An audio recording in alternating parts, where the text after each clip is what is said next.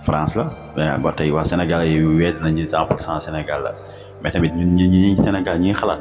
xam nañ si am na lees waxul te tamit am na lu si lu dëgg parce que bu ñu demee ba jël ba teer bañ koy commencé fekk entreprise français boo xam ne si ma ngay waaj a fayit ñu jël ko jox ko suñuy milliards pour mu defar teer bi yëpp ak fa mu jugee ku xam lépp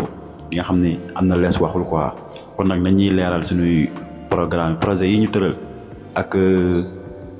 investissement yi ñu def si réew mi dañ koy leeral parce que tamit buñ bëggee ni def nañ fi di def nañ fa laa te duñ wax affaire yi ñu demee dugalante ba génn bi amaana coow yi lay jur man de dama part moom mënu ma gëm ni li 100% Sénégal parce que am na lees waxul waaw marché bi amul appel d'offre amul nangam ak nangam gis nañ teer bi avant moo àgg impact yi mu jural Sénégal coono beeg yëpp ba tey jii nii kon leneen lu si bees rek xëy na amaana dañ naan amoon na fi waaw marché Ocass lakk bi métti nañ ko bu baax a baax waaw beneen bi si topp rek mooy Mollah Morgun ak kii man yàlla daa dogal ay genre Mollah Morgun ak ñu mel ni ñaan moom du ma leen suivre lu bari quoi parce que bu ma dégloo seen i discours dégluwaat xam naa ni ñi des fois duñ di wax dëgg te ku dul wax dëgg moom di ko déglu yàq sa kii la